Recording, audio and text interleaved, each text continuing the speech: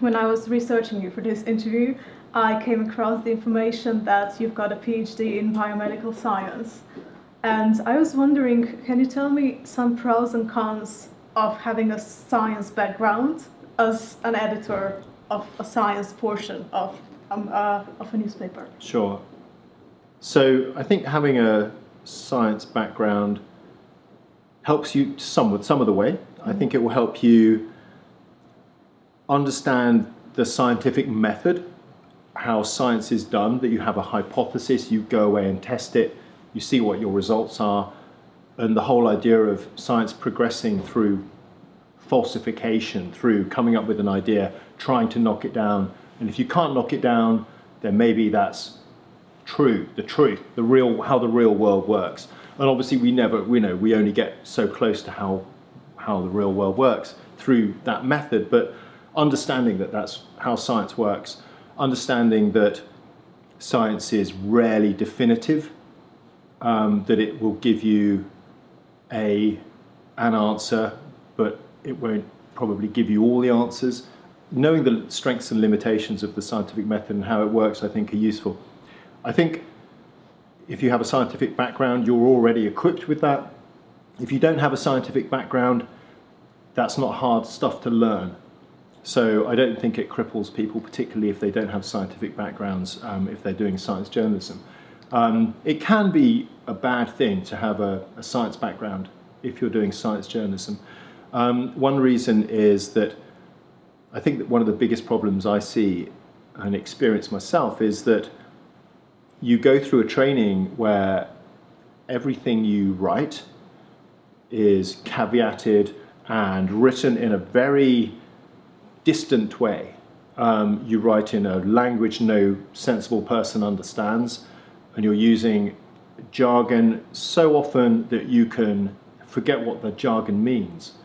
And so if that is your training, if you're trained to write scientific papers in a particular way, and it's a turgid, hard kind of language, if you then go into journalism where you're trying to get complex ideas across to people in simple language, you're not skilled at that. You have the opposite of skill to that. You've been sent down a road and entrenched in a way of communicating with people and writing down science that is utterly unhelpful to what you're supposed to be doing now. And it can be a real millstone. And you can see this all the time in pieces that are written by people who are very qualified in the area. They will find it quite hard to pull out and not be the expert, because the temptation is so much to show your knowledge and to show that you know what you're talking about. That's not your job. Your job is to help other people without any scientific background understand what the person is saying. And if you can really get in the way of that if you know too much or you think you know too much. It can also mean that you make assumptions about things, that you think you understand something because you're a scientist when you don't. And that is another bad thing. So there are real pros and cons of having a scientific background and not having a scientific background in science journalism. And I wouldn't favour one over the other. I certainly wouldn't dismiss people with no scientific background doing it. As a science editor, what is the difference in the feedback that you get from the scientific community and the feedback that you get from readers who have nothing to do with science? Right. So I don't know if it differs that much. I mean,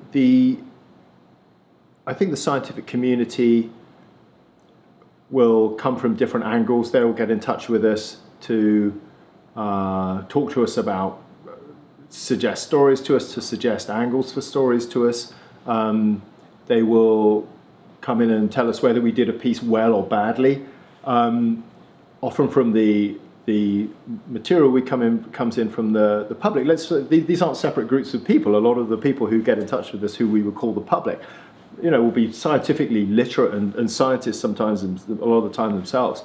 And they can be saying the same things. If we get anything wrong, we know about it almost immediately, and we get told by people from everywhere. If we do something right, I mean, sometimes we might get some odd suggestions of things to look into from the public, conspiracy theories, and suggesting that we go and do a big investigation on whether NASA really went to the moon. But those, and you do, there is an overlap between people who want us to do that sort of thing and the time they have available to write to us. So we have a lot of people who will write to us with suggestions of conspiracy theories we look into, and with their own breakthroughs that they've worked out in their garage, often involving quantum physics, time, or again some kind of conspiracy. So we're contacted by a lot of people on that front. But this is kind of it's a real fringe of the public, and most of the time the feedback we get is suggesting, giving us ideas of things to look at. But often, if we get something wrong, then we'll absolutely hear from the public. I mean, I've had some incredible mistakes go through, and some I've been responsible, some I've not been responsible for. But the wave of contact you get the next day. I had one story I was writing about the Hubble Space Telescope, and somehow when it came out, and I don't know how, but somehow when it came out, the headline referred to a crew on the Hubble Space Telescope. The Hubble Space Telescope, as you'll know, has no crew. It couldn't have a crew. No astronaut would ever be able to live on it. It's a telescope. And I had emails suggesting I resign and demanding I resign. And I had no idea what these emails were on about until I then looked at the paper and saw the mistake in there. And I felt sick because it was just awful. And people rightly think you're an idiot. But so it's part of the job, really. You used to write for New Scientist, and I was wondering, what is the difference in your journalistic approach when you were at the New Scientist and now at The Guardian, which is a national newspaper? The atmospheres are very different, the environments are very different, and what your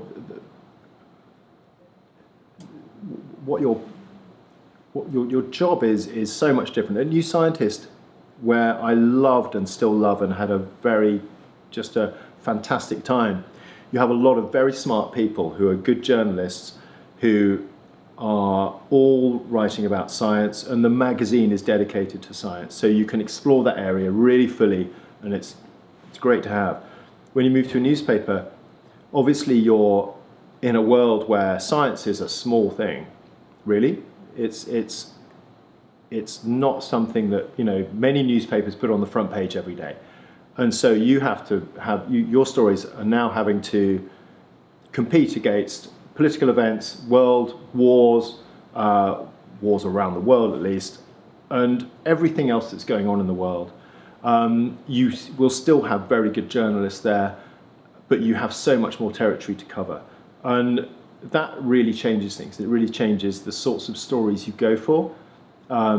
It changes. There are stories that I would have written and we wrote at New Scientist that I wouldn't write at the paper, because they are stories that are fine, but they don't deserve the space in a newspaper against everything else. Because with a newspaper with a limited number of pages, and I'm talking about old style print newspapers here, and we're not really much in that territory anymore, but every story has to justify itself. It's a beauty contest between what are the best stories, and that's the way that goes. With the web being our main focus now at The Guardian, with our we are foremost thinking about what we're doing on the web. That changes a lot of things, but because we don't want to use that room and that capability to do stories that we wouldn't otherwise have done. We want to do the same stories better. Because we can bring other tricks to it. We can bring in video, we can bring in audio, we can bring in lovely animations and interactives that you can't do in the print media, and that really enriches a story. You can totally change how you do it, and that will take up your time rather than finding another story that would that could go up, I'd say. What future scientific developments are you most excited about? Wow, there are a lot of them. I'm really interested in genome editing. I think looking at where that's gone and where it's going is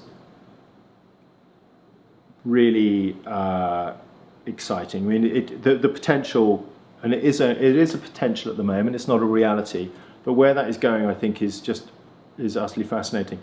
So with genome editing, if you have enzymes that you can design in such a way that you can put them into cells and they will find a specific region of DNA, cut it out, and then you can replace it with a different strand of DNA, and then you can have that cell have no other sign of intervention other than the fact that its DNA has changed, then you're into some really interesting territory. And can you take cells off someone, reprogram them into an immature cell type, a young cell type, make a genetic correction to a disease they've got, turn it into a different type of cell, you could go from a skin cell into an immature cell, correct something, turn it into a muscle cell. Can you then inject that into someone with muscular dystrophy? And even though you're not going to replace all of their cells and make all of their muscles work okay, they will have some cells, the muscle cells, that will join onto their existing muscle, will start producing a protein where the lack of that protein is what gives them the disease. And re-establishing that protein in that local muscle area could help those muscles survive longer, could help them keep strong for longer. And a small increase in a small improvement in how that muscle works could be quite transformative for the patient, could make the difference between them being able to swallow or not, or swallow easily or not. And that is hugely exciting and powerful, I think. It's taking gene therapy to a very different level. And I think there's a lot in life sciences, in cell biology, cell therapies, where you look at the work that's happening, and you can't help but be excited by it. That's probably one of the main areas I'm really just watching like a hawk at the moment. What is the role of science journalism in our society? What's the point? There are many points for science journalism, and let's get the easy one out of the way.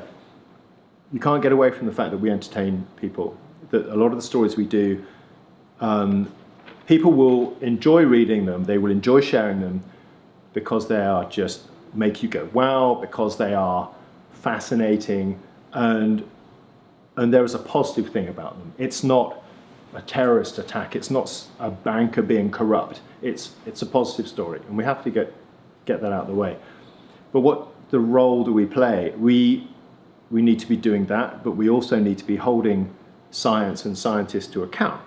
I mean, really, that's our job. So when we see scientists going around making claims for research they've done, or telling us why such and such is going to happen, why such and such is bad for us or good for us, we need to be scrutinizing that. So as a journalist, we need to be critical of everything they say. And I don't mean dismissing, but we need to challenge it. And we can't be deferential and just say, well, a scientist said it. That's not our job. That's the job of a scientist PR. We're there to go in and say, okay, well, if that's what you're saying, where is your evidence for that? If someone wants to say the internet is damaging people's brains, where's your evidence? Doesn't matter who's saying it. It has it's not at all a factor who is saying it. But all it rests on is what their evidence is. Do they have evidence or do they not have evidence? And it goes in every field. And scientists do overclaim things. Scientists say things that are plain wrong. They leave out important information that matters. And we have to be on top of that. We have to write about it and go through it all. Because if you don't have people holding science and scientists up for scrutiny, then people aren't informed enough to take part in national debates over what energy source we should be using, whether we should be doing fracking, whether we should be culling badgers in the UK with snipers, whether that's an effective way of controlling a cattle disease, what we should be doing about all these different things, genetically modifying various crops, or even doing genetic therapies of people that will pass on through generations. If you don't know what is really happening in those areas, then you can't have an informed opinion. If you don't have an informed opinion, where are you? You're just there to be. You're being a passive member of society. There's no value in that, really. What does your research usually involve? My journalistic research. Yes. So it's across the board. If you're doing a story from a journal paper, it's all very straightforward. You know who to talk to, you know other experts to talk to, you know what you need to understand. That's very easy. Other research is all about finding something where you suspect a light hasn't been shone and getting the right information from the right sources. And so you want to be just looking around and seeing how the world is working, how scientists are working, and saying, okay, what are the big questions to ask about this? What are they basing this information on? Can I get hold of things which will show me how something is working? I don't, it's hard to go into specifics, but a lot of research is talking to scientists and find out what is upsetting them, or talking to people and finding out where there is a scientific issue or some sort of problem, and then looking into the problem. And you will get that. We did have that in the UK, where there was a lot of fuss over a superbug in hospitals, and scientists were saying that some of the numbers of superbugs being reported in papers were ludicrous, but journalists kept on writing it. And when you look into it, there's a good reason why those numbers were ludicrous, and it comes back to someone who was testing for them had a conflict of interest, had no idea what they were doing, was essentially taking part in bogus stories. Now that's what we should be doing, is going through and poking things and seeing what stands up and where there are problems, and investigating that sort of stuff, I think. Who taught you the most about science? About science? Mm-hmm. I think in general the job has, because even after doing 7 years in academia and then school before that, right? When you go on to do the job, you're suddenly covering everything, and you're talking to experts multiple times every day, and the good ones will basically distill their expertise or their knowledge over in a half-hour conversation with you, and I know you're only going to get at the surface levels from this. You're not going to have that really deep knowledge that comes from studying the stuff yourself and doing the work yourself. But if you're talking to a good number of world-class people every day across the board, then you do that for enough years, then it's going to amount to something where you're, say, not going to be a deep expert on stuff, but you're going to have a broad idea of what's going on in different areas. And I think that's certainly a really enjoyable way to learn about science. It can be more enjoyable than going through degrees and PhDs and things like that, where the reality of science kicks in, because the reality of doing science, for me, it was sitting in a lab, making up Petri dishes of agar, growing bugs on them, and spending days preparing Petri dishes to grow stuff on. And it's a horrible smell, and it's boring, and you end up in a lab for hours doing this work, and then you grow your bugs on them, and the bugs don't grow properly. And it's the actual day in, day out of science can be incredibly testing and tedious. And I'm aware we just scoop up the nice bits off the top, but yeah, it's a really fun way to learn about science, and it's sort of you're getting away with something a little bit, because you're getting the knowledge without having earned it in any way at all. But yeah, I think it's the job in general has done that. In this flood of information and PR pitches and so on, how do you spot a good story? I mean, I generally ignore stuff from PRs, companies that are doing PR. I look to research journals, but a lot of it is talking to scientists about what they see coming up, what they're really interested in. And if you kind of develop those kinds of networks, and people will let you know when something's coming up that's going to be really interesting. One of the tricky things with science is that the actual kind of breakthrough work, because of the way scientists work, they always want to get their breakthrough into a journal, and the journal will, more often than not, I'd say, put an embargo on the research paper. So they can't tell you about it all until they can tell everyone about it. So you can, I mean, I spend a lot of time looking at conferences where information comes out early, where you'll get a sniff of a story way before it gets into the journals. And usually at that stage you can pick up a good story early on. And that's kind of one of my favorite things, really, because you can get a story a year and a half early. But it's usually incomplete. It's not the full-on thing, that you get in the journal. But waiting and having a story that everyone else has got is not very satisfying. I mean, you probably need to cover these things if they're important breakthroughs, or important contributions, should we say? But it's it's more fun if you're talking to people and they're saying, look, this is coming up, this is what we're going to be doing. And getting your stories from people rather than journals. How has the internet changed science journalism? It's transformed science journalism. It's completely transformed it.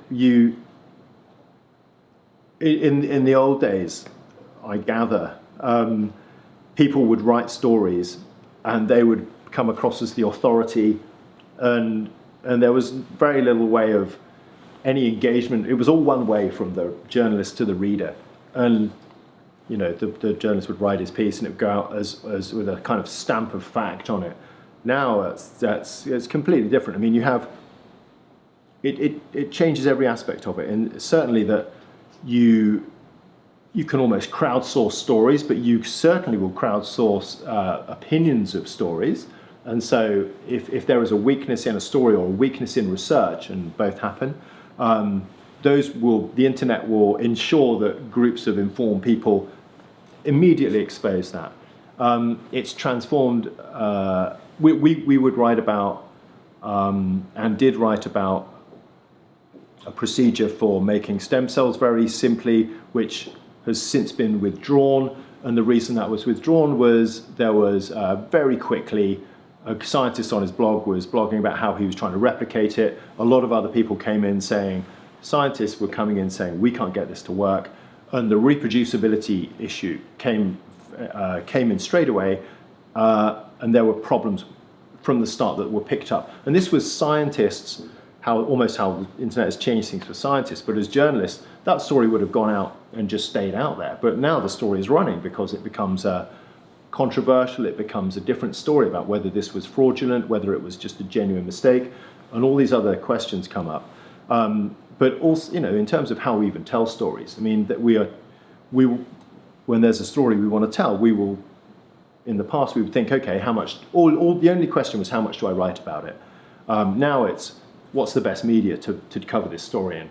Do we just do it as a video? Do we just do it as an interactive graphic? Do we actually just cover this event by having a live blog with experts commenting in and being available for the readers to ask questions to?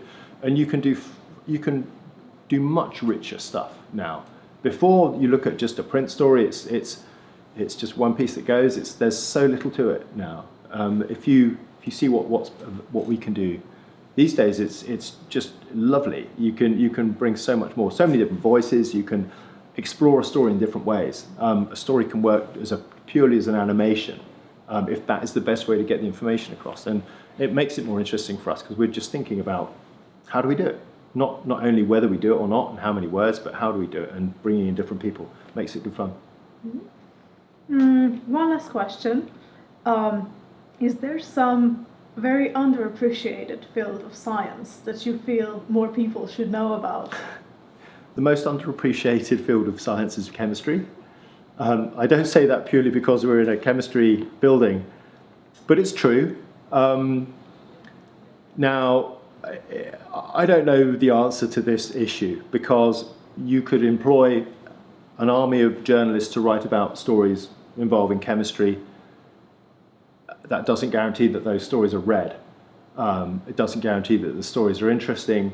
And so there is something more at work, and you see chemistry being portrayed in different ways now. Chemistry will be included in stories as it'll be an environmental story, it'll be a biochemical or biomedical or biophysical story, where actually if you look at the details of what's been done, at heart it might be chemistry, but really the story is turned into something usually to do with something in the life sciences, to do with the body, how the body works, or something to do with how some chemical process might help the environment, or plugging into things that people are a lot more familiar with, and certainly news editors are a lot more familiar with, because writing a story about general chemistry will struggle to get past a lot of news editors if it's not dressed up in kind of more appealing for them clothing. And that's a tough thing. But I think the same is true. You get a similar thing with engineering, actually. People don't seem to really love or appreciate in the media. I mean, I don't think there's as much engineering gets as much love as it's worth, as it's due, because fantastic things happen in that field, and you don't see them getting covered very much. It's a shame.